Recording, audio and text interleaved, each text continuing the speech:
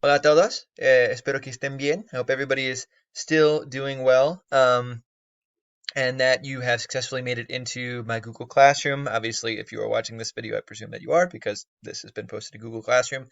And speaking of things on Google Classroom, if you are listening to my voice right now, that means that you are completing the first of 4 assignments that you have for this week. So real quick, what I'm going to do in this video is I'm just going to walk you through and show you a little bit about how Google Classroom works and how I'm going to kind of set it up from here on out. And then I'll give you a bit of a review of the information that you need to know for this week, which is just review from stuff that we had been doing before the closures happened, the imperfect versus preterite stuff that Senorita Stolpe had been teaching to you, which unfortunately she is no longer with us, by the way. I posted that earlier, but in case you missed that post, she was pulled from her teaching or from her student teaching assignment with me. She's doing a student teaching assignment elsewhere now. But at any rate, again, first things first, I want to talk about Google Classroom a little bit. So if you're here, you should already see something that looks more or less like this, where it has stream classwork, people. I'm not sure if you have the grades tab or not. You might have it if you can. Obviously, you wouldn't be able to see everybody's grades, but you could see your own. So what I will do every Sunday night or Monday morning before 7:30 in the morning on Monday, I will post something in the stream that just is a little bit of a explanation of what's going to be happening this week in terms of work. The work itself can always be found in this classwork tab. And my plan is to create a topic or a module for each week that we are off, that we're not in the school building. So again, this first official week of online learning is going to start, right now I'm talking to you on April 2nd on Thursday, but it's going to start this upcoming Monday on April 6th and go through the 12th is the date of the following Sunday. And so the plan is that what I'll do is every Sunday night or Monday morning, like I said, I'll put information up, put material and assignments up for you to complete.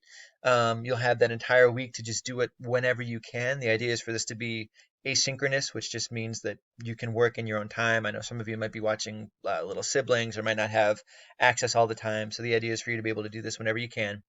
And then everything will be due by the following Sunday at 11:59 at night.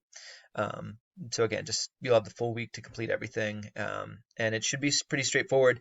What my plan is that I'll have everything to, or I'll make sure that everything is pretty self-explanatory, like it has pretty clear instructions, and I will put all the assignments under this heading in that particular topic. So again, week one, all you'll have to do is the first assignment, which is just watch this video, which you're watching now, the second assignment, the third assignment, and the fourth assignment, which you'll see once I make this live. I haven't made it live yet, but like I said, I'll put it up Sunday night.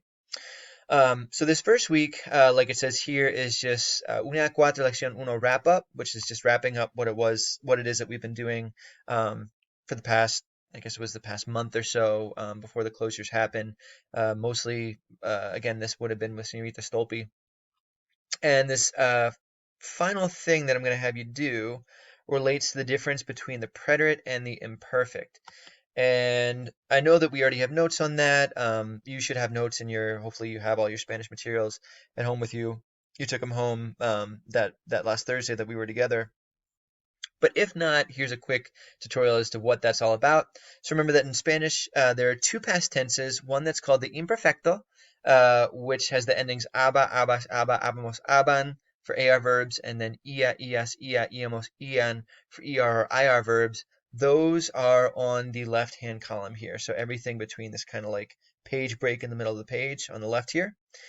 That contrasts with the pretérito tense, which is the stuff that we've been doing for really the past several months, probably since last October or November, maybe. Those are the endings that I have up on the top of my wall in my room, up at the front of the class. The endings for AR verbs are e, aste, o, amos, aron, and the endings for ER or IR verbs are I, iste, io, imos, and ieron. And remember, that's the one as well that has all the weird, funky stuff that happens, like the jugué, llegué, pesqué, all that kind of stuff. The cargazar verbs, the stuff that we did the march with, the tu, vestu, vandu, pude, puse, supe, quise, vine, and then also that's the tense with fui, fuiste, di, diste, bi, bio, etc. And so that's the stuff, that's the tense that is all the irregular stuff. By contrast, the imperfecto only has those three irregular verbs. Ser, which is era, eras, era, éramos, eran. Ver, which is veía, veías, etc. And then ir, which is iba, ibas, íbamos, iban. So again, that's how they're conjugated. Remember that when we concluded, like I said, Senorita Stolpi was teaching you about the differences between the two. And the differences between the two are pretty simple. The pretérito is used for specific one-time, very definite things that occurred in the past. So some of the examples that we've seen in class, I think, are things like, for example, last summer I went to Disney World. That's a one-time thing. You know when it happened. That's definitely the pretérito. Or last year I got 95% in Spanish 1, for example. That's a one-time thing, me receiving that grade. That is a pretérito. By contrast, the imperfecto is used with more habitual or repeated actions in the past, or things that are really wishy-washy, things that don't have a definite beginning or a definite end. For example, the imperfecto could be something, of course, my example, which is cuando yo era niño, yo miraba muchas películas de Godzilla. When I was a young kid, I used to watch a lot of Godzilla movies. How many times have I watched Godzilla movies? I don't know. When did I start? I don't know. When did I stop? Well, I kind of haven't. But it's that idea of something that happened a bunch of times in the past, but it's not super quantifiable. You can't really count it. You can't really put a finger on it. You can't pinpoint it. Or, for example, some general characteristic that I used to have. For example, when I was young, I was short. Cuando yo era niño, yo era bajo. When did I start being short? When did I stop being short? How many days was I specifically short for? I don't know. So because it's more of a general thing, that's the imperfecto. And then remember, one other thing that we looked at was that each of those tenses have different clue words that can kind of give you a hint that, hey, if you see this word or this phrase, that's likely going to trigger one tense or the other tense. So, for example, for the imperfect, which remember is the more general one, if you see words like siempre, always, or a menudo, often, or muchas veces, many times, todos los días, every day, that's going to be an imperfect situation because those things aren't specific one-time things. For example, if I say todos los días, every day I used to go to the store and get a Mountain Dew Baja Blast. How many days was that? I don't know. I can't count it. It was just every day. So that's the imperfecto. By contrast with the pretérito, if it's a one-time thing, for example, ayer, yesterday, I fell asleep at 11 at night or whatever. Or un día, one day, yo fui a la tienda. One day I went to the store, that kind of thing. That's a one-time thing because it's a countable, specific action. That would be the pretérito. So this sheet that you're seeing right here, by the way, is something that I'll put up. It's a magic preterite sheet, or excuse me, preterite versus imperfect sheet. And shout out to Senora Eisenhower. She was actually the one that created this. I'll put this up in PDF form with the video. Of course, you already have your notes as well, which I will also put up a PDF form of the notes that you took to this post. I'll include it here. And so basically, the plan for the week is this. Finish this video, which will end in probably the next minute or so. What you have is you have another assignment where you have to pick, given an English sentence, you have to pick whether or not you think the translation would be in pretérito or imperfecto. And that's pretty self-explanatory. It even has like an answer key. Once you complete it, it'll show you like what the right answers are and why they were right. That'll be a 5-point classwork grade. Assignment number 3, you'll have to put in the pretérito or the imperfecto conjugations yourselves. Keep in mind that accents matter there. It will mark you wrong if you don't have the correct accents. Accents, of course, you can put in by simply, if you're on your phone, you can like hold the vowel and then typically the accents will show up there and you can just pick that. Or if you're on your computer, I've included a link with the alt codes that you can use to type in one way or another. Once you finish that, it'll also give you the correct answers and reasons why they're correct. So those are both kind of self-grading.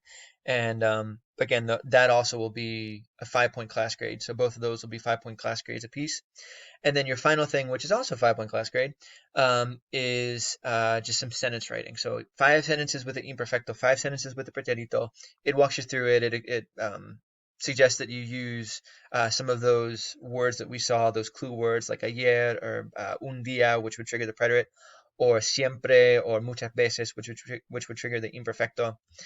And so those 4 things, again, watching this video, the first assignment where it's picking the translation, the second assignment filling in the verb conjugations, and then the 4th assignment where it is putting in the sentences. Those are just the things that I have for you this week. Just, again, complete them at your own pace. Make sure you get them done before 11:59 on Sunday night. And then sometime on Sunday, I will put up the next thing that we have, which will take all next week, and that will be a project, everybody's favorite. and it'll simply be that thing that we were planning on doing anyway, where you will create a storybook that is either a legend or a story about your childhood using one of the two sets of vocab that we had this chapter. So again, that will also be self-explanatory. I'll put up the assignment at the end of this week. That is somewhere around the 12th of April. And again, I hope everybody is all right. If you have any questions for me, email is always the best way to get in touch with me. I now have my email synced to my personal phone, so I could, as soon as you email me, I'll get a notification. I'll respond to you as soon as I can. That's cgons@cdschools.org.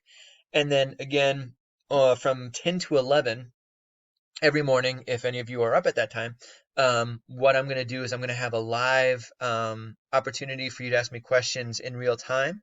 There's a Google Doc, which you'll see the link to in some of the information that is, sorry,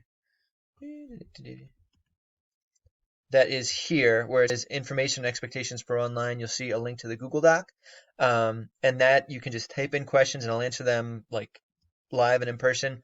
Or if you want to ask me something face to face and you don't want to type it out, I'll have a Zoom meeting that's open to all of my classes, and it'll just be a matter of popping in with the code, and I think I put a password on there as well. Popping in and on a first come, first served basis, I'll just answer any questions that you guys have. So chicos, thank you very much for listening to 11 minutes of me talking. I hope everybody has a good week, y nos vemos pronto. Adiós.